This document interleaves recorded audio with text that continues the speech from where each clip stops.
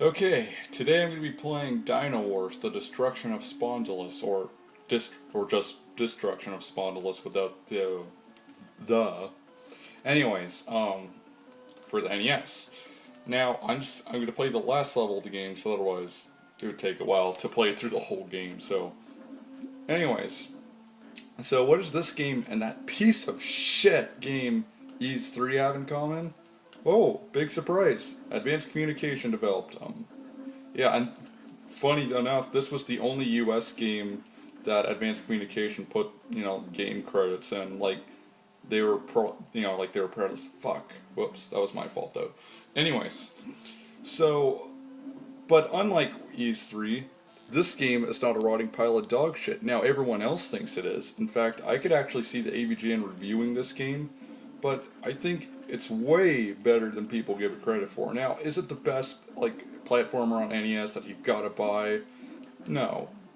And here we got the Absolute Entertainment logo going after me, and what the fuck isn't this camera focusing properly? There we go. Anyways, then you got these moonwalking dinosaurs. Now, one problem I have with this game, and while I'm playing this, I'm going to talk about some shit that, Ys 3 has with it, some problems. Like I said, you start out with, I think 2 hits and you die. So, let's compare that to a game like Zelda, which is the same kind of game. I mean, it's kind of an RPG, it's like an action-adventure game. But there you get lots of health.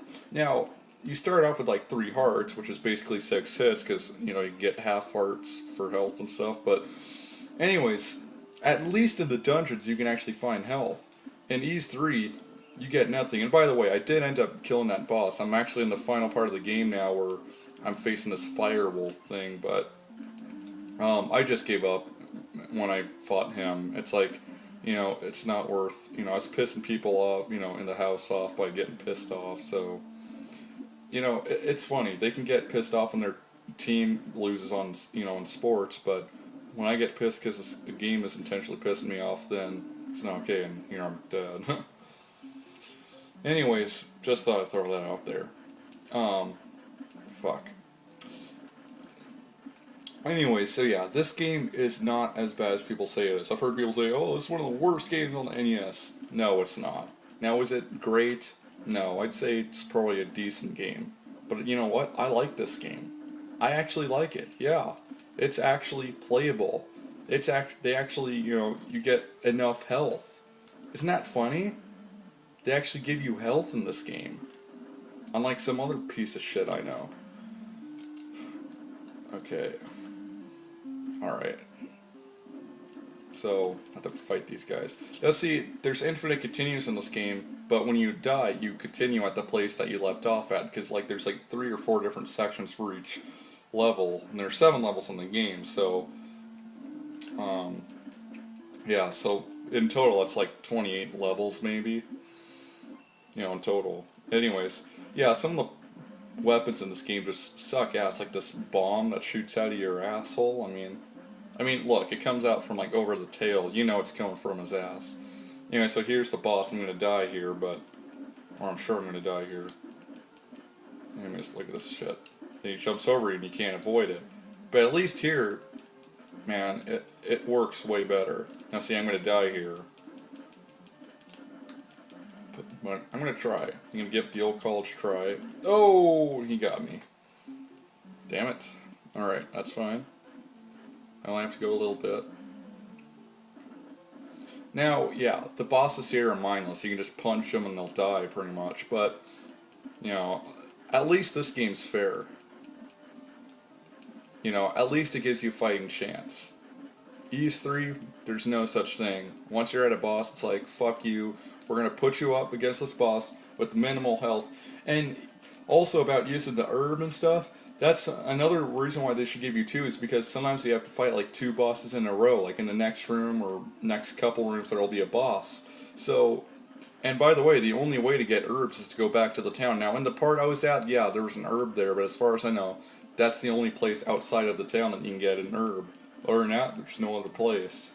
So, anyways, the way I beat that one boss is I leveled up a few times, then I killed him. But I mean, still, the game is so fucking unfair. This game, you know, like I said, I'm just punching him. But you know what? And maybe that's too easy. But you know what? I'll welcome a game like this rather than one that makes me want to shit blood. Shit blood as red as this fucking dinosaur I'm fighting. Now see, there we go. I killed him. So this is the game actually starts out on this segment, but this is actually the last part of each level besides that. Now see, I thought these things on the platforms were like witches' hats or something, with their dinosaurs on platforms. I don't know. I'm sorry. I thought it was like the sorting hat from Harry Potter. Speaking of which, E3 can suck my Harry Potter, but that's a different story.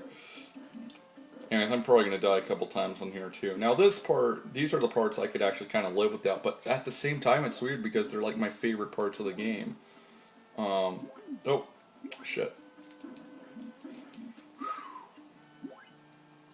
Alright. Now when you get the barrier, which is, it's on the top of the screen, can't really see it, I'll show it after I kill this one little asshole. Uh-oh. See out there, it's 2 health bars. The bottom one's the barrier.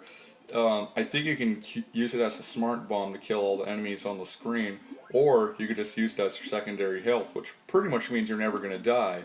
But what kills you in this level is the fucking jumps. Like, see, bottomless pits? Those, of course, kill you. No problem. And here, you don't continue at the room you died in. You actually continue from the beginning, which I guess is fair. I mean, it is pretty easy. Anyways, I'm going to try killing this little fucker.